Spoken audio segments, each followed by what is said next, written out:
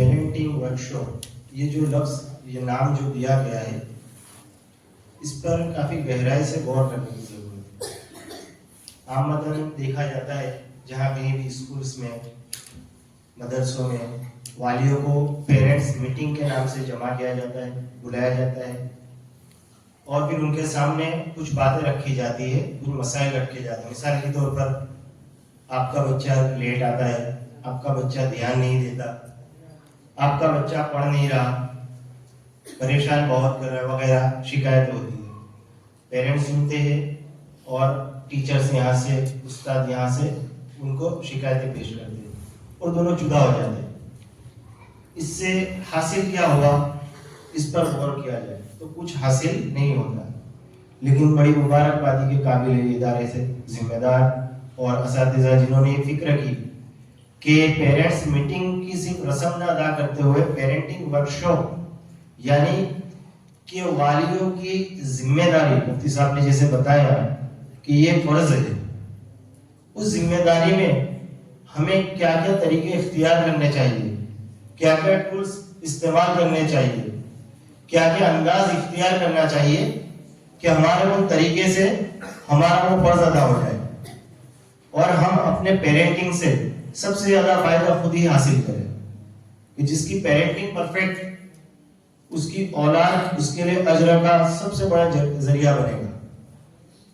Parenting ये जो लफ्ज है, इसमें दो किरदार है खास तौर पर। वैसे रिश्तेदार भी जुड़े रहते हैं, लेकिन माँ और बाप ये बस जाहिर तो एक रिश्ता है, लेकिन ये बहुत बड़ी जिम्मेदारी है। और पेरेंटिंग एक लाइफ लॉन्ग प्रोसेस है। अगर कोई शख्स ये समझ रहा है कि 10 साल तक मैं इसकी पेरेंटिंग करूंगा, 10 साल तक मुझे इसको कुछ मेंटोरिंग करना है, हम एक लफ्ज कहते हैं ट्रेनिंग दो, बच्चे को अच्छी चीज सिखाओ। लफ्ज ट्रेनिंग साइकोलॉजी के खिलाफ है। ट्रेनिंग जो है वो जानवरों को दी जाती है, इसलिए जानवर हमारी सिखाई हुई तरीके से काम करते हैं और जब हमारे हट जाते ही वो अपनी असल फितरत पे आ जाते हैं। हम भी अपने बच्चों के साथ ट्रेनिंग वाला मामला करते हैं, इसलिए हमारी शिकायत होती है, मेरे सामने बरोबर रहता है, मेरी पीठ पीछे ये करता है। इसमें एक साइकोलॉजिकल टूल होता है जिसको कहा जाता है सोशलाइज करना। बच्चों को सोशलाइज हम नहीं करते, इस वजह से बच्चा घर में माँ बाप के सामने अदब से रहता है, लेकिन उसको मोहल्ले में शरारत करते हुए या किसी बूढ़े को तंग करते हुए या गाड़ी आउट ऑफ रूल चलाते हुए, यानी कानून के खिलाफ गाड़ी चलाते हुए, कहीं भी जहन में ये बात नहीं आती कि मुझे कोई देखेगा तो क्या कहेगा, क्योंकि हमने उसको सोशलाइज नहीं किया। ये एक साइकोलॉजी है जो बच्चों में डेवलप करनी पड़ती है हमारे घर में। जब हम उसको अपने घर में डेवलप करते हैं तो बकायदा बाहर से उसकी तारीफ हमारे कान में आती है कि माशाल्लाह आपके बच्चे को मैंने देखा, आपके बच्चे को मैंने ये पाया, आपके बच्चे से मेरे बच्चे ने ये सीखा। ये तब होगा जब इन चीजों को हम अपने घर में इस्तेमाल करेंगे, हम खुद उसको समझेंगे, उसके ऊपर गौर करेंगे, फिर उन चीजों को, उन पॉइंट्स को, इन टूल्स को इस्तेमाल करेंगे। सबसे बड़ी जो राहत होगी वो हमें होगी। बच्चों के रिजल्ट से बच्चों को करियर का और जॉब के ऊपर फायदा होता है, लेकिन इंसानियत का जो फायदा सबसे ज्यादा इंसान को होता है वो उसके बिहेवियर से होता है, जिसको हम कहते हैं अखलाक। तो अखलाक की जो यानी तरक्की है वो इंसान के अंदर ही छुपी होती है, बस उसे थोड़ा डेवलप करना पड़ता है। इस डेवलपमेंट की जो सिस्टम है उसको नाम दिया गया है साइकोलॉजी। साइकोलॉजी को आसान लफ्ज में यही कह सकते हैं कि जहनी परेशानी, जहनी उलझनों का हल। ये ग्रीस में शुरू हुई, यूनान जिसको कहा गया, और ये शुरू करने वाले ईमान वाले थे, हमारे अकाबिरीनों ने शुरू किया और उन लोगों ने 3 पॉइंट्स के ऊपर इसको खोला। एक, सांस लेने की अंदाज को, कि सामने वाला जब बात करता है, कोई जवाब देता है, कोई सवाल करता है, कुछ मांगता है, कुछ देता है, तो उसकी सांस की रफ्तार, उसका अंदाज क्या है। नंबर 2, उसके बिहेवियर को, कि वो हाथ पैर कैसे हिलाता है। अब इन 2 चीजों को मॉडर्न मेडिकल ने, जिसको हम कहते हैं मेडिकल फील्ड, जो साइकोलॉजी है ये एक्चुअली में मेडिकल फील्ड का नहीं है, लेकिन मुश्किलात इतनी हार्ड है, इसके आइडियाज इतने अजीब है, इसलिए मेडिकल फील्ड के लोगों ने इसको एडॉप्ट कर लिया और इसको अपने अंदाज में निखारा। यहाँ पर इस मॉडर्न इरा में, यानी इस मॉडर्न जमाने में, हम मुसलमानों को एक चीज सीखनी बहुत जरूरी है, हमेशा याद रखनी है कि मुसलमान ईमान वाला होता है, चाहे मस्जिद में हो चाहे मार्केट में हो। आज पेरेंटिंग वर्कशॉप के अंदर अटेंड होने का और पेरेंटिंग सीखने का एक काफी ट्रेंड भी चला है। चूंकि हमारे गुजरात में इतना नहीं है, लेकिन महाराष्ट्र, उसमें भी खास तौर से मुंबई, पुणे और साउथ के अंदर जो बड़े शहर मेट्रोपॉलिटन सिटीज है, नॉर्थ में आप चले जाइए, वहां पर डेयरी वगैरह है, इन सब जगहों पर बकायदा पेरेंटिंग वर्कशॉप्स होते हैं। सिंगल सिटिंग की 5-5 हजार 10-10 हजार फीस होती है। हमारे मौलाना ने तो अल्हम्दुलिल्लाह दावत के साथ पूरा प्रोग्राम फिक्स किया है, लेकिन जहां कहीं प्रोफेशनल लोग करते हैं उसकी फीस लेते हैं, और सिंगल सिटिंग की 5-5 10-10 हजार रुपया उनके सेशंस की फीस होती है। लेकिन हमें यह समझना है कि साइकोलॉजी 100% मिजाज शरीयत के मुताबिक नहीं है, इसलिए हम साइकोलॉजी को समझेंगे एज अ पेरेंट तो ये भी गौर करेंगे कि बताने वाला कौन है, हम जिससे समझ रहे हैं वो कौन है, क्या उनकी ईमानियत, उनके अकीदे बिल्कुल शरीयत के मिजाज के मुताबिक है। फिर हम उस साइकोलॉजी टूल को, उस राय को अपने बच्चों के ऊपर अप्लाई करेंगे। साइकोलॉजी के अंदर जो पेरेंट्स के लिए शुरुआत होती है वो सबसे होती है बच्चों की पैदाइश से पहले। जैसे किसी के यहाँ खबर होती है कि यहाँ पर कोई खुशखबरी है, उनका ये काम शुरू हो जाता है पेरेंटिंग का। जबकि हमारे यहाँ पेरेंटिंग शुरू होती है 18-20 साल के बाद, जब बच्चा परेशान करता है, शिकायतें शुरू होती है, तो फिर कहता इसकी क्या करें, इसके लिए मौलाना कुछ मशवरा दीजिए, डॉक्टर के पास जाते हैं, इसको कोई गोली दीजिए, दवाई दीजिए। वो जो क्लिनिकल साइकोलॉजी पे जो इलाज होता है उसमें तो दवाइयां देके सुस्त कर दिया जाता है मिजाज को, कि अभी जिस अग्रेसिव मोड में आ गया है, इनको सुबह में एक गोली दीजिए, रात में एक गोली दीजिए, जिससे इसके खून का बहाव थोड़ा कम हो जाएगा और इसका अग्रेसिवनेस कम हो जाएगा और ये सो जाएगा। तो लोग जो कहते हैं, अल्लाह हिफाजत करे इस बीमारी से। चूंकि मैंने तो एक ऐसे भी बच्चे को अटेंड किया जिसकी उम्र तकरीबन 10 साल की थी और उसने सुसाइड अटेम्प्ट किया था। और बात क्या थी कि उसने कुछ एक बड़ी कंपनी की साइकिल मांगी थी जिसकी 10-15 हजार रुपया कीमत थी, और वाली साहब ने मना किया। हालांकि पैसों की कमी नहीं थी, लेकिन उसकी साइज के मुताबिक नहीं थी, तो वो अपने आप को हैंग करने चला गया। तो बच्चों के अंदर इतना अग्रेसिवनेस बढ़ रहा है, इस पर भी हम आएंगे कि क्यों हो रहा है। तो इस्लाम की खूबसूरती है कि वो प्रिपरेशन सिखाता है, वो प्लानिंग सिखाता है, वो तरीके सिखाता है। इस्लाम में कहीं भी आपको ये नहीं पाया जाएगा कि अचानक से आपके ऊपर ये हुक्म आ गया, अब अभी नबी करके बताओ, एग्जैक्टली करके बताओ, परफेक्ट करके बताओ। नहीं, उसके लिए पहले से आपको प्रिपेयर होने के लिए भाई नमाज का मुतालबा होगा 15 साल यानी बालिग होने के बाद, 15 साल 16 के बाद। लेकिन हुक्म दे दिया गया 7 साल से नमाज पढ़ाइए, और 10 साल पे ना पढ़ने पर तंबीह कीजिए। क्यों? क्योंकि जब उसका मुतालबा शुरू हो, हिसाब किताब शुरू हो, तो नामे अमाल में कोई कमी दर्ज न हो, परफेक्ट नमाज रहे उसकी। बाप को कहना नहीं पड़े नमाज पढ़, क्योंकि उसकी आदत बन गई होगी वो 4-5 साल के अंदर। इसी तरह हर चीज को आप जोड़ते जाइए। अब ये जो है पेरेंटिंग के, भाई बच्चे होने से पहले पेरेंटिंग सीखना, तो इसके लिए अभी चूंकि हमारा खास जो है मेमोराइजेशन के ऊपर है, सब हिफ्स के जो तलबा है उनके वाली जमा हुए हैं, और वो वाली भी आए जो इंशाल्लाह उनके तलबा, उनके बच्चे अब हिफ्स में आएंगे, तो हमको उस पर थोड़ा फोकस ज्यादा करना है। लेकिन इस पर भी मैं मुख्तसर आप लोगों के सामने बात पेश कर दूं, ताकि आपके सामने ये पॉइंट्स रहे और आप इसकी तलाश कीजिए और इसको हल कीजिए। नंबर 2, सबसे पहले ये किया जाता है कि भाई प्री मैट्रिक पेरेंटिंग, और उसके बाद जो आता है वालियों के लिए, सबसे पहला जो है उसे कहा गया है पॉजिटिव पेरेंटिंग, कि मुस्बत वाली कैसा हो। और बहुत से लोग, बहुत से वाली, बहुत से बाप खास तौर से ये कहते हैं मैं अपने बच्चे को हाथ भी नहीं लगाता, पूछ लो इसको, मैंने कभी डांटा भी नहीं, मैं कभी उसको झिड़कता नहीं। इसको पॉजिटिव नहीं कहते, इसको ढील देना कहते। जरूर पड़े तो छोटी भी देनी पड़ती है, वो पॉजिटिव पेरेंटिंग के खिलाफ नहीं है।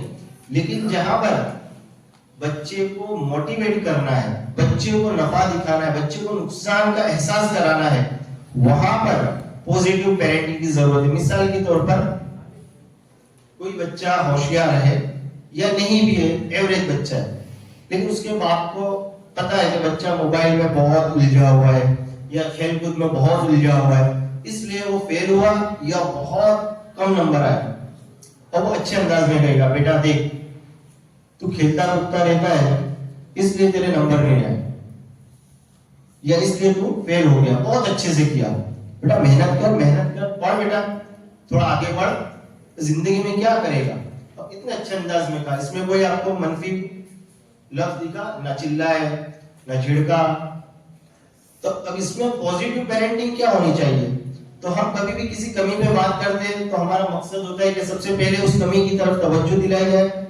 नंबर 2, मैंने पहले कहा कि सिर्फ शिकायतें करने से आपस में कभी सॉल्यूशंस और डेवलपमेंट नहीं होता है। तो बच्चे को हमने तो शिकायत की कि बेटा तू मोबाइल खेलता है, बस इस वक्त उसका कॉन्शियस कुछ देर के लिए एक्टिव हुआ, लेकिन असल जो आदतें बनती है इंसान के अंदर, वो अल्लाह ताला ने हमारे जहन में एक नुक्ता रखा है, एक पॉइंट रखा है, जिसको कहा गया है साइकोलॉजी में कॉग्निटिव। अगर हम अपने बच्चों के कॉग्निटिव को डेवलप कर सकते हैं, उसको बेदार कर सकते हैं, तो समझ लीजिए कि हम उनसे काफी काम करवा सकते हैं और बच्चे खुद वो कर सकते हैं। बल्कि हमें भी इस पे अपने आप पर मेहनत करनी है। इंशाल्लाह उसको डेवलप करने से हम खुद कई सुन्नतों के पाबंद बन जाते हैं। तो अब यहाँ पर अगर बच्चे को डेवलप करना है, उसके ब्रेन कॉन्शियस को एक्टिव करना है, उसके इस प्रोग्राम को फिट करना है कि बच्चा अपने नफे नुकसान को समझे, तो उसको वाले ये भी कह सकता है कि बेटा तू जो नंबरात ला सकता है ना, शायद मुझे नहीं लगता कि तुझे कोई पीछे कर सके। मैंने तो तुझे पाया, सबसे ज्यादा मैंने तुझे बचपन से देखा है, जितना ज्यादा तू मेहनत कर सकता उतना मैंने मेहनत करते किसी को नहीं देखा। लेकिन तो पहला हमने उसके ऊपर अपना भरोसा बताया, इससे बच्चे को सुनने के आगे मिजाज बना कि हाँ मुझे बात को सुनना है, मेरे वालिद साहब मुझ पे भरोसा करते हैं, मैं कुछ कर सकता हूँ, मेरे अंदर कुछ है, इनको पता है कि मेरे अंदर कुछ है। उसके बाद हम उसको उसका नुकसान बताएंगे और उसके बाद उसको होप देंगे, जिसको हम कहते हैं कि आस, दिलासा, कि अगर तुमने मोबाइल बेटा से छोड़ दिया और ये अपने काम में लग गया तो वाकई जो तेरी सलाहियत है ना, उसे कोई पीछे नहीं कर सकता है, तो सबसे आगे आएगा। तो उसको एक आपने अपनी एक ही बात के अंदर तीनों चीजें पेश कर दी। पहले सबसे पहले अपना भरोसा बता दिया, उसको उसके नुकसान की तरफ तवज्जो दिला दी, और तीसरा उसका क्या फायदा होगा वो भी आपने बता दिया। तो बच्चों को जब भी हम किसी चीज की तरफ तवज्जो दिलाए तो डायरेक्ट झिड़कने के बदले, डायरेक्ट उसको डांटने के बदले, या उससे बहुत नरमी से सिर्फ उसको गलती पे तवज्जो दिलाने के बदले इन 3 चीजों को फोकस करें कि आपको किन किन लफ्ज के इस्तेमाल करने। सबसे पहले उस पर आपको कितना भरोसा है, और भरोसा रखना पड़ेगा, उस पर अपना भरोसा बताइए। नंबर 2, उस भरोसे के ऊपर वो क्यों नहीं उतर पाया, उसका नुकसान, जो बीच में हर्डल्स आया, जो परेशानी आई, उस परेशानी को उसके सामने धीरे से पेश कीजिए, और फिर उसके बाद उसको उसका नफा बता दीजिए। जब ये अंदाज हमारा रहेगा, बच्चा खुद महसूस करेगा, नहीं मेरे अब्बा मुझे कहते हैं कि मुझ में ये चीज है, और वो उस चीज को नहीं पा रहा है लेकिन उसकी तलाश में लगेगा। जब वो उस चीज की तलाश में लगेगा, जो जिसको हम आम जबान में कहते हैं पोटेंशियल, तो जब वो अपने पोटेंशियल की तलाश में लगेगा, इंशाअल्लाह परफॉर्मेंस बेस पे आ ही जाएगा। आप लोगों ने एक चीज पर गौर किया होगा, ट्यूशन जो एजुकेशनल सिस्टम के खिलाफ की चीज है। अगर कोई इस पे मुझसे बहस करना चाहे तो मैं तैयार हूं कि ट्यूशन कैसे एजुकेशनल सिस्टम के खिलाफ है, ये तो हमें बड़ा फायदा देता है, इससे तो हमारे बच्चे आगे बढ़ते हैं। लेकिन ये एक असेसमेंट सिस्टम है, उसका बिगाड़ है। ट्यूशन क्लास जो है वो असेसमेंट सिस्टम बनाई गई थी, उस असेसमेंट सिस्टम का खिलाफ यानी उसकी बुराई बिगड़ कर ट्यूशन क्लास बन गई। वाले समझते हैं कि हमें बैठा के बच्चों को पढ़ाना है, इसलिए हम तो बैठ नहीं सकते, हमारे पास तो इतनी जिम्मेदारी है, हमारे मोबाइल में डेटा बचे हुए, तो इसको पूरा करने के लिए तो हमें वक्त चाहिए, तो चलिए ठीक है टीचर्स को थोड़ी फीस देके ये उनके जिम्मे बांध देते। लेकिन ये तरतीब जो है वो बच्चों को कहीं भी कामयाब नहीं करती। आप गौर करेंगे, बच्चे होमवर्क लेकर आते हैं स्कूल का, जिसको असेसमेंट सिस्टम कही गई है, उसके बाद वो ट्यूशन से भी अपना होमवर्क का घर पर लेकर आते हैं। तो बच्चे को ऊपर तो हमने बोझ डाल दिया, हमने तो उसे और परेशान कर दिया।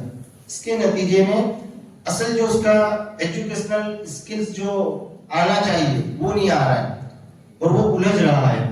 क्योंकि बताने वाला जो रहबर होता है, रहनुमा होता है, उसकी एक ट्रिक होती है, टीचर होते हैं उसकी एक ट्रिक होती है, उनकी एक तरतीब होती है।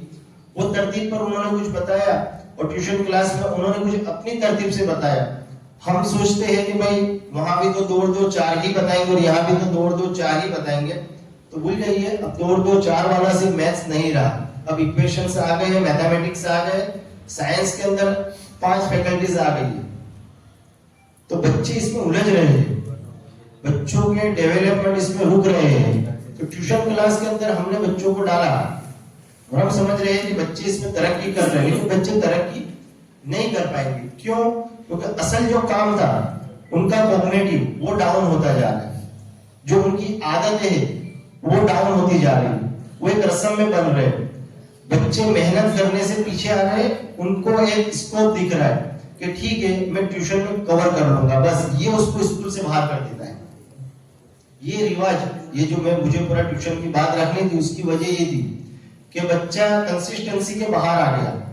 स्कूल में उसके पास एक स्कोप हमने दे दिया है कि ठीक है अच्छा ट्यूशन लगा दूंगा बेटा, तू स्कूल खाली ये पढ़ ले यहाँ पर, तो अच्छे ट्यूशन में तेरे को मैं ला दूंगा।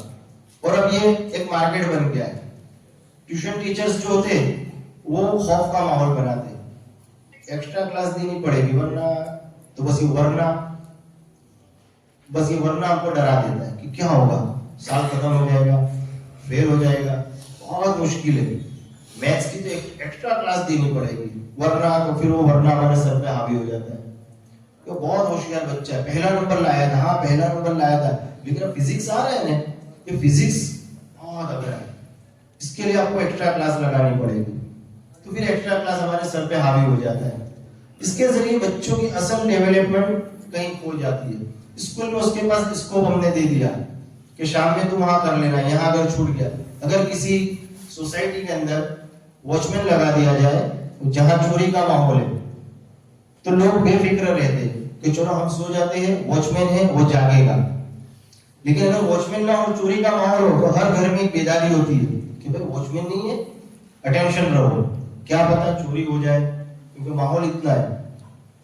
इसी तरह बच्चों को स्कूल के साथ हमने जो ट्यूशन का एक माहौल दे दिया है, ये ट्यूशन के जरिए उनकी कंसिस्टेंसी पर असर गिरी है।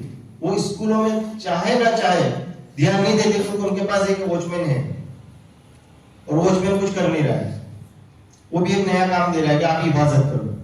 बच्चा टूट रहा है इसके जरिए, और इसका असर उनकी क्वालिटी पे इतना पड़ रहा है कि नंबरात बनाए जा रहे हैं। ये जो एसएससी बोर्ड, लफ्ज बोर्ड हमारे ऊपर हावी हो गया है। ये बोर्ड क्यों हावी हो गया कि प्राइमरी में तो कहीं ना कहीं स्कूल के इंटरनल एग्जाम्स होते तो पेपर्स बना लेंगे, लेकिन अब बोर्ड में नहीं चलेगा। तो बोर्ड में असल वहां से सवाल पूछेंगे और वहां तक तो हमको पढ़ाया ही नहीं गया, तो फिर वो एक साल में बच्चे को पिछले 3 साल के सब्जेक्ट्स की मेहनत करवाई जाती है। इसलिए यहाँ भी हमारी ये ईमानी शान जाहिर होनी चाहिए कि हमारा बच्चा 9वीं में है, हमें अपने बच्चे को 9वीं से 10वीं की प्रिपरेशन करवानी है कि भाई मजबूत है कि नहीं, इंशाल्लाह 10वीं को आसानी से क्लियर कर जाएगा। और उसमें भी जो बच्चे हिफ्ज में हैं उनको तो बहुत आसान है, वो पूरा कुरान हिफ्ज कर लेते, वह हुर्फ जैसा लिखा है वैसा, तो वहां पर तो सिर्फ समझ पेश करनी है, फहम पेश करना है, सब्जेक्ट को समझाना है, वो नहीं कर सकते, बहुत आसानी से कर सकते हैं। तो हमारी बात चल रही थी बच्चों को पॉजिटिव पेरेंटिंग पे, तो वालियों को चाहिए कि पॉजिटिव पेरेंटिंग देखे, इसमें अपने किरदार को 2 तरीके से बिहेवियर जाहिर करें। एक आपका अपने बच्चे के साथ, ये तो हम जानते ही है, लेकिन एक इम्पैक्ट होता है हमारा हमारी अहलिया के साथ और अहलिया का हमारे साथ। ये जो ताल्लुक है इसका असर, इसका रिफ्लेक्शन भी औलाद की तरबियत पे होता है। औलाद की तरबियत पे इतना ज्यादा होता है, इसलिए पेरेंटिंग जो स्टेजेस है उसमें पॉजिटिव पेरेंटिंग के बाद का जो पहला जो कोर्स है उसमें ये CHD आता है, कोर्स है पूरा CSD का, जिसमें ये बताया गया है कि मियाँ बीवी के ताल्लुकात के असर बच्चों पे क्या पड़ते हैं।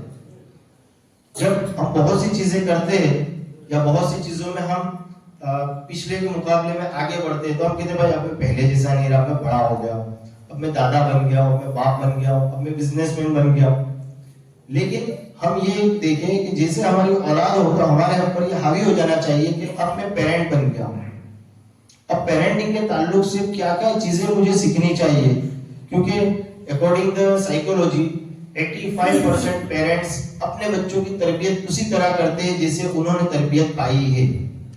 यानी ये बहुत ह्यूज अमाउंट है, ये बहुत बड़ा आंकड़ा है जो चलता जा रहा है।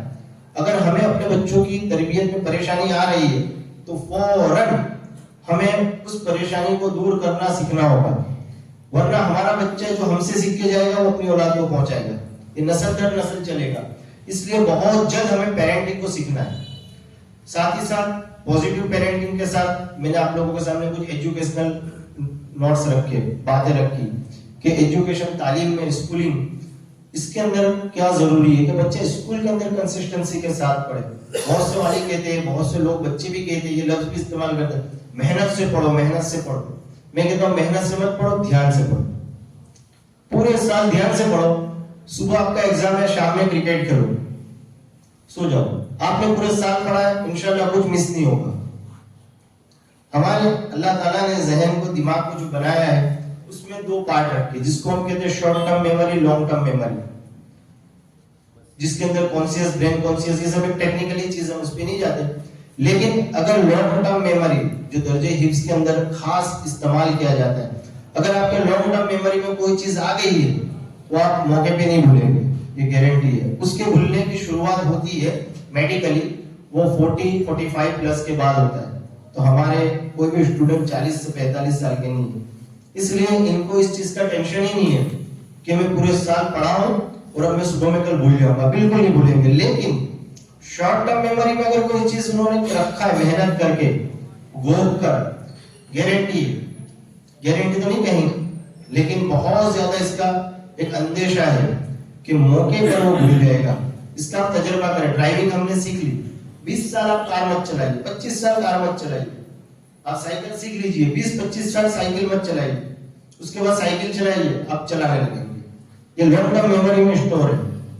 आप आपके जो रिश्तेदार है, आप उनके नाम कभी याद करने नहीं बैठते। सोसाइटी में लोग हैं, आप उनके नाम याद करने नहीं बैठते। बाजार में आप जब दुकान पर, शॉप पर, जॉब पर जाते, नए लोगों से मिलते, आप उनका नाम याद करने के लिए रटते नहीं है, मिलते रहते। लॉन्ग टर्म मेमोरी में, शॉर्ट टर्म मेमोरी उसको एक्सेप्ट करती है, लॉन्ग टर्म मेमोरी में उसको महफूज कर देती है, वो उस पे स्टोर रहता है। फिर जब वो बंदा जैसे सामने आता है, उसका नाम रिकॉल हो जाता है, रिट्राइव हो जाता है, सामने आ जाता है आपके। लेकिन अगर आप किसी 10 बंदों के पोस्टर रखिए, आज आजमाइए इस टूल को और उनके नाम याद रखिए और सुबह में उसको रिशफल करिए और फिर बोलिए, आप नहीं याद कर सकेंगे, बस एग्जैक्टली नहीं बता पाएंगे।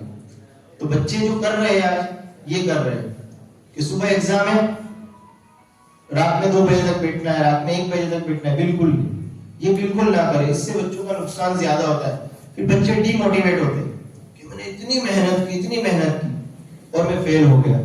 तो बच्चों को मेहनत में ना लगाए, बच्चों को कंसिस्टेंसी पर लगाए, यानी मुस्तकिल मिजाज बनाए, उनके कामों पर गौर करें, घर के छोटे छोटे कामों पर गौर करें और उनको अपने कामों में लगाए। ये साइकोलॉजी का पूरा एक बहुत बड़ा पार्ट है कि बच्चों को कैसे लगाया जाता है कंसिस्टेंसी बनाने के लिए। अब इस पर गौर करें। चूंकि अब हमारे पास वक्त कम है, प्रोग्राम लेट शुरू हुआ और वक्त पे खत्म करना है। असल जो हजरत की बात है वो आपके सामने लानी है। इसी के साथ में आप लोगों को दर्जे हिफ्ज के बच्चों के लिए बल्कि सबके लिए है, हमारे लिए भी है कि मोबाइल के इस्तेमाल पे साइकोलॉजिकल इम्पैक्ट को गौर करें। देखिए, एक जैसे मैंने आपको एक लफ्ज कहा कॉग्निटिव, अब इस कॉग्निटिव को तलाश कीजिएगा, कोशिश कीजिएगा कि इसको सिखा जाए कि चीज क्या है, ये क्या बना है। कई चीजों में आपको आसानी होगी। इसी तरह एक केमिकल है जिसका नाम है डोपामिन। डोपामिन यूं समझ लीजिए कि सुस्ती आ रही है, आपने चाय पी, फौरन थोड़ा निशात महसूस हो गया, कॉफी पी ली, कैफीन मिल गया, थोड़ा अपडेट हो गए, कुछ आपको महसूस हुआ। प्यास लगी थी, गला सूख रहा था, पानी पीते ही आपको प्यास खत्म हो गई। डोपामाइन उससे भी इन चीजों का जो रिफ्लेक्शन होता है उससे भी 10 गुना ज्यादा तेजी से इंसान के बिहेवियर में तब्दीली लाता है। मैं अक्सर एक मिसाल पेश करता हूँ, वही मिसाल आप लोगों के सामने पेश करता हूँ। समझ लीजिए कि कल सुबह आपको टूर पर जाना है, महाबलेश्वर जाना है, बंजगनी जाना है।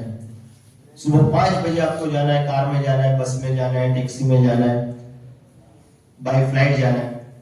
अब रात को तैयारी चल रही है, पैकिंग चल रही है, एहलिया आपको पूछ रही है ये रख लो, अरे रख ले रख ले रख ले, खाने में ये बना, अरे बना ले, वो आपको पसंद नहीं, अरे कोई बात नहीं खा लेंगे। नींद भी नहीं आती, सुबह 5 बजे जाना है लेकिन रात में नींद नहीं आएगी, सुबह में जाना है। असल में जब वो प्रोग्राम बना, टूर बना और वो जो तारीख करीब आई तो वो हमारे अंदर डोपामाइन प्रोड्यूस हुआ और इसने हमको इतनी मजा दी, इतने शौक दिलाए कि हम मिजाज के खिलाफ की चीजें हम एक्सेप्ट कर रहे हैं। अरे ये रुमाल रख लो, अरे रख लो, वो आपका नहीं मिल रहा है, कोई बात नहीं ले लेंगे, दूसरा ले लेंगे, कुछ हर चीज लेट गो कर रहे हैं। शादी होती है तो रात में 4-4 बजे तक जागते, सुबह उठ के ऐसा लगता है फ्रेश, लेकिन काम पे हम जाते तो हमको लगता है अरे रात में बहुत लेट सोया, यानी ये उज़्र बन जाता है और वहां पर वो है भी नहीं, दूर दूर तक थकान नहीं है। फिर डोपामाइन हमको इतनी एनर्जी देता है। अब ये हुआ होगा शायद सबको तजुर्बा, अक्सर को ऐसा होता है, मजा आ रही है, हर चीज एक्सेप्ट कर रहा है जहन, मिजाज। तबीयत के खिलाफ की बातें भी, बच्चे शोर कर रहे हैं, बच्चे धमाल करेंगे नहीं, कौन करेगा? बच्चों को धमाल भी करने दिया, अचानक फोन आया, भाई गाड़ी कैंसिल हो गई, प्रोग्राम कैंसिल हो गया। अब बताइए, अब वो जो डोपामाइन आपका जो रिलीज हुआ था आपके अंदर और वो जो मजा चाह रहा था, उसको जो एंजॉयमेंट चाहिए था वो नहीं मिल रहा है, खिलाफ खत्म। अब आपके अंदर अग्रेसिवनेस आएगा, गुस्सा आएगा, चिड़चिड़ापन आएगा। अब नीचे जैसी बात, जैसे चार्जर, वो हर जगह हमेशा लगा रहता है, नहीं मिला तो हम उसको तलाश कर लेते, और वो चार्जर कहाँ गया, चार्जर किसने उठाया यहाँ से, हर चीज मेरी इधर उधर रहती। अब ये जो हमारा अग्रेसिवनेस पहले से बढ़ गया, क्यों?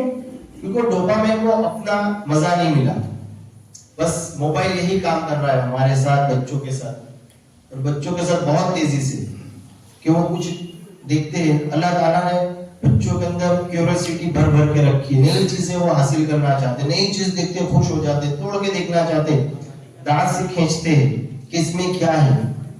जिन घरों में बच्चे खिलौने तोड़ते हैं, खिलौनों का नुकसान करते हैं, वो मुबारकबादी के काबिल है कि उनके बच्चे काफी नई चीज हासिल करना चाहते हैं, तोड़ने दीजिए, उन्हें खेलने दीजिए। या फिर अगर खिलौने से ज्यादा चाहते लाते तो हम खिलौना बच्चे के लिए, लेकिन उसे बच्चे का होने ही नहीं देते, तो तोड़ डालता है, इसको कदर नहीं है, अरे बच्चा है, बच्चे के अंदर हमारे हमारी चीजों की कदर नहीं है। हर 6 महीने में तो मोबाइल बदलते, हमें अपने माल की कदर नहीं है, हम बच्चे से कदर चाहते हैं माल की। तो बच्चे को तो काम ही है मोबाइल, वो खिलौने के तोड़ना, तो उसे खिलौना तोड़ने दीजिए, इससे अंदर उसकी जो क्यूरियोसिटी है वो और बढ़ेगी।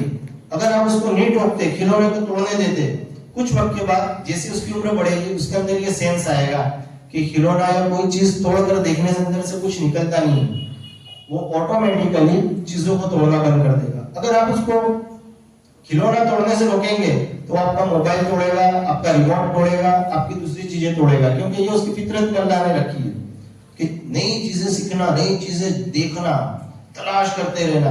हम कहते हैं उल्टी सीधी जगह पर ये हाथ डालता है क्योंकि उसकी फितरत में है, तो उसे दीजिए ऐसी चीजें ला कर कि बच्चा उससे कुछ नया सीखे।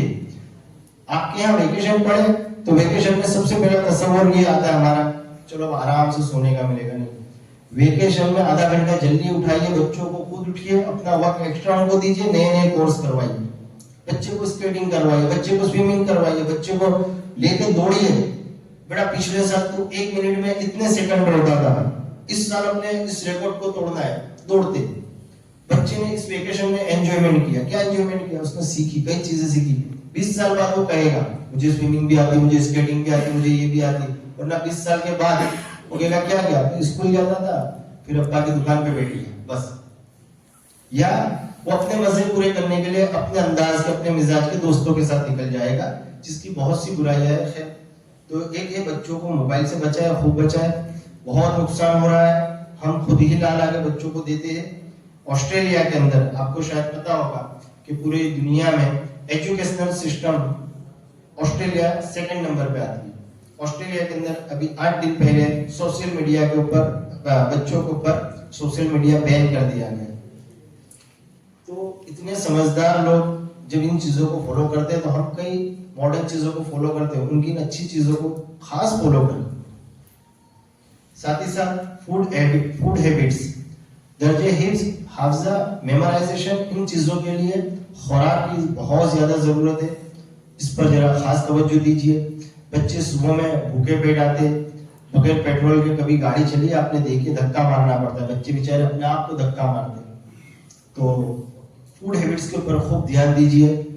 वक्त पे खाए, अच्छा खाए। एक लफ्ज था कि भूख पर खाए, वो पहले था जब लोगों की लाइफस्टाइल तरतीब पर थी, शेड्यूल पर थी, मुनज़्ज़म थी, तब ये कहा जाता था कि ये बंदा वक्त पे सोएगा, वक्त पे उठेगा, खाना भूख लगे तब खाना। लेकिन अभी वो नहीं रहा। हम सोते हैं अपने मजे से, उठते अपनी आलस से है और खाते अपने मिजाज के हिसाब से। तो ये हमें नुकसान दे रहा है। अब हम वक्त पे सोने की आदत भी बनाए, उठने की आदत भी बनाए और खाने का भी वक्त बना लें कि जोहर से पहले खा ले या जोहर के बाद फौरन खा ले। इसी तरह बच्चों को ईशा के वक्त के साथ ही खिला दे, ये आदत बनाए और साथ में लेकर बैठकर खाए। और खाने में कुछ चीजों का खास एहतिमाम करें। उसमें आपके हर रोज के डाइट के अंदर खजूर हो, इसका एहतिमाम करें। शक्कर को कम से कम इस्तेमाल करें, जितना हो सके उतना कम कर दे शक्कर। ये व्हाइट पॉइजन समझ लीजिए। शक्कर के बदले शहद है, उसको लीजिए। कई चीजों में शहद का इस्तेमाल कीजिए, अक्सर चीजों में कीजिए। मछलियां तो आपके इलाके में माशाल्लाह है ही, तो मछलियों का इस्तेमाल कीजिए, खूब खाइए। और इससे विटामिन डी बनता है, बहुत तेजी से बनता है। यूं समझ लीजिए कॉपी पेस्ट होता है, इतनी तेजी से बनता है। लेकिन वक्त पे ना खाने पर, अगर लेट नाइट आप मछली खाते हैं, लेट नाइट, हालांकि ये जल्दी हजम हो जाती है, लेकिन लेट नाइट खाने से आपको विटामिन डी के शायद 10% भी नहीं मिलेंगे लेट नाइट खाने पर। क्योंकि रात को सोते ही आपका जिस्म जो है वो हिल कंडीशन में आ जाता है, वो खुद अपने आप को सुला देता है। अब वो जो अंदर प्रोसेस चल रही है वो प्रोसेस सुस्त हो जाती है और पूरा जो खुराक है हमारी जो ग़िज़ा है वो वेस्ट हो जाती है, वेस्ट बन जाता है। इसलिए वक्त पर खाए। सोने से कम 4 घंटे पहले खा ले। फिर कोई कहेगा कि हमने आपकी बात पे बिल्कुल तवज्जो दी, 3 बजे हम सोते, 12 बजे 11 बजे हम खाना खा लेते। ये नहीं, जल्दी खाए, इशा या मगरिब के करीब करीब खा ले। और मेडिटेशन यानी मुराकबा, ये मुराकबा एक अलग चीज है। बच्चों के लिए आप ये रखें कि खुद उनको नमाज से 5 मिनट पहले लेकर आओ, मस्जिद में खामोश बैठिए, बस इतना शुरू करें, यहाँ से शुरू करें।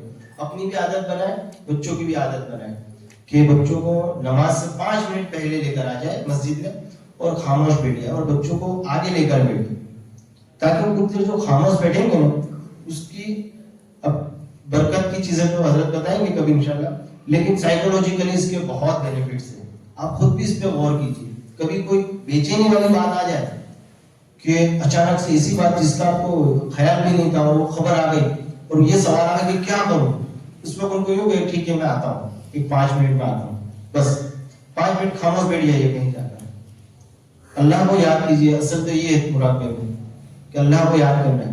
कम से कम दर्जे में हम यहाँ से भी शुरू करेंगे ना, 5 मिनट खामोश बैठेंगे, फिर अल्लाह को याद करते हैं इंशाल्लाह। उसके बाद आप आपकी खुद की क्वालिटी देखिए, पर्सनैलिटी पे गौर कीजिएगा, जवाब देने के अंदाज पे फिर आप गौर कीजिएगा। ब्रेन ट्रेनिंग यानी बच्चों को ऐसी चीजों में लगाए जिससे उनके जहन काम करे।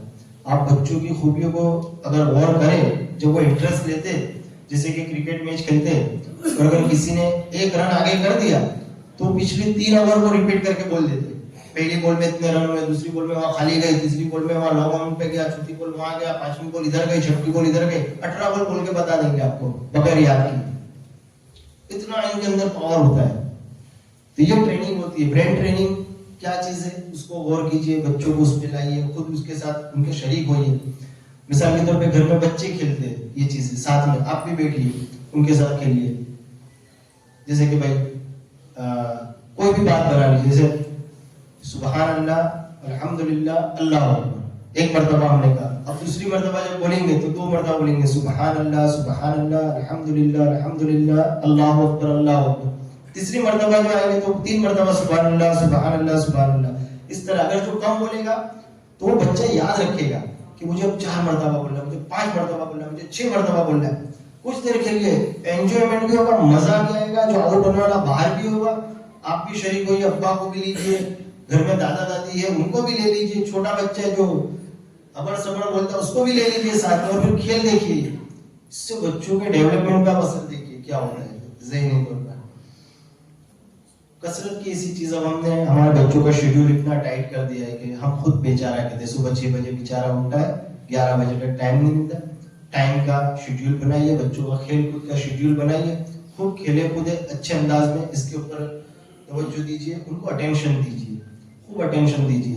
देखिए वो मौका लाना है हमें, मैं कहता हूँ बड़े खुशनसीब है वो वाली कि वो घर में बैठे, उनका जवान 15-16 साल का बच्चा आया है और उनके पैर के बीच में बैठ गया और हाथ रखा है, और अब्बा क्या हाल चाल अब्बा, यहाँ तक ले जाइए आप अपने आप को, अपने बच्चों के ताल्लुक को, कि आपका बेटा आके आपके पाँव के बीच में बैठकर आपके साथ बात करे, अब्बा क्या हाल चाल है, और धीरे से आपके पैर को लेकर दबाने लगे। इसके लिए आपको बचपन से उसको अटेंशन देना पड़ेगा, तब वो बड़ा होकर आपको अटेंशन देगा, वरना वो आपसे दूर हो जाएगा। बड़ी शख्सियत है तो फिर वो बड़ी शख्सियत से हमेशा दूर रहेगा। ऐलान करने से बचे, कह देना उसको ऐसा नहीं करे, तो वो भी कहेगा अब्बा को कह देना मैं तो ऐसा ही करूंगा। तो इन सब चीजों से बचे। और आपके बच्चे हिफ्ज में है, इसको बड़ी अहमियत के साथ ले, अभी बताएंगे इसके क्या इनामात है। हम हर एजुकेशन सिस्टम को फॉलो करते हैं, अगर किसी को डॉक्टर बनना है तो उसके जितने भी उसूल है कवानीन हम अदा करते हैं, हिफ्ज के भी जितने उसूल कवानीन है उसमें गौर से उसको सुने समझे लिखे और उसको अदा करें। मैं अपने खुद का एक तजर्बा बताता हूँ। सूरत के अंदर एक मस्जिद है जहाँ सालों से नमाज पढ़ता, जब मेरा बच्चा छोटा था तो वहां पे जो हाफिज साहब नमाज पढ़ाते थे, वो नमाज पढ़ने के बाद या तरावी के खत्म के बाद वो रुकते थे, उनके वालिद साहब वो भी किसी मस्जिद में नमाज पढ़ा तरावी पढ़ाते थे, वो दोनों आते थे, जब गले मिलते थे तो फूट फूट के रोते थे। अब मेरे बच्चे छोटे थे, 2 साल का बेटा था उस वक्त पर, मैं देखकर अल्लाह से दुआ करता कि यार अल्लाह ये मंजिल नसीब फरमा मुझे। हर साल तरावी खत्म होने के बाद मैं एक जगह पर खास बैठ जाता था और इंतजार करता कि कहाँ हाफिज साहब, दोनों हाफिज साहब की मुलाकात हो जाए, और फिर वो मंजर देखता खुश हो। खैर अल्लाह ने अल्हम्दुलिल्लाह मुझे भी खुश नसीबी दी, आपको भी मिलेगी खुश नसीबी, लेकिन उसके लिए आपको अटेंशन देना पड़ेगा। उसके लिए भी मैंने उसके बचपन से, उस 3 साल का था तब से मैंने तरतीब बनाई। आप अपने बच्चे की तरतीब बनाए, तरतीब को परफेक्ट फॉलो करें, इससे बहुत ज्यादा उसको आपको फायदा होगा। और सोशलाइज करें, जो पहले मैंने मुख्तसर सा पेश किया, वक्त कम है, ये टॉपिक बहुत लंबा है, इसलिए यहीं पर अपनी बात को खत्म करता हूँ। आखिर में 2 बातें पेश करूंगा सिर्फ 2 मिनट में, कि आजकल ट्रेंड चला है कि मॉडर्न डैड और मॉडर्न मॉम बनने का, तो बच्चों की तरबियत में मिजाज शरीयत को सामने रखे 2 स्मार्ट मॉम और स्मार्ट डैड की एक वाकया सुनाता हूँ।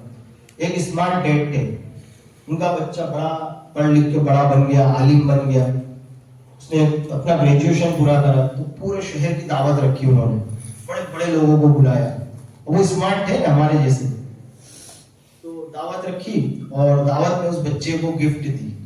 क्या गिफ्ट दी? सबके सामने स्टेज बनाया था और एक झुनझुना दिया, जो 3 महीने के बच्चे को चुप कराने के लिए जो दिया जाता है, वो झुनझुना था। और पीछे 20 साल 22 साल के आलिम हो गए, ग्रेजुएशन कर, और वालिद साहब क्या दिया दे रहे? झुनझुना। कि अब्बा आपने ये क्या दिया मुझे? शर्मिंदा कर दिया सबके बीच में, चूंकि वो स्मार्ट डैड थे। तो उन्होंने कहा बेटा इसमें एक मैसेज है तेरे। तो कि क्या मैसेज है?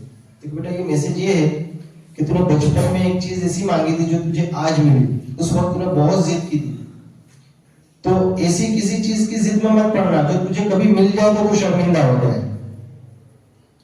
तो उन्होंने एक मैसेज दिया कि ऐसी कोई चीज की जिद में मत पड़ना कि जो तुझे मिल जाए, यानी ऐसी किसी बुरी चीज के पीछे मत पड़ना जो तेरे हाथ में तो आ जाए लेकिन तुझे बुराई का जरिया बना दे। तो इस तरह अपने बच्चों की तरबियत पे, उसकी मानियत पे गौर करें। इसी तरह पहले की जो स्मार्ट माएँ होती थी, वो बच्चों को खेल लगाती थी, छुप जाती थी और उनको तौहीद की सिखाती थी कि अल्लाह देख रहे हैं, अल्लाह के सिवा कोई नहीं देख रहा है, अल्लाह हमेशा देख रहा है, आप कहीं भी चले जाओ अल्लाह हमेशा तुम्हें देखता है। और फिर उनके साथ हाइड एंड सीक खेलती थी, छुपा छुपी खेलती थी, और फिर पूछती थी और इस लफ्ज के इंतजार में रहती थी कि बेटा कोई नहीं देख रहा है, बताओ कोई देख रहा है? तो बच्चा कहता था अम्मी कैसे मैं छुपूं, अल्लाह देख रहा है। तो यहाँ तक बच्चे के कॉग्निटिव को डेवलप करें, यहाँ तक उसके ईमान को डेवलप करो कि बच्चा एक कामयाब शख्सियत तो बने लेकिन एक मजबूत ईमान के साथ आगे बढ़े। वाखिर दावाना अनिल हम्दुलिल्लाहि रब्बिल आलमीन।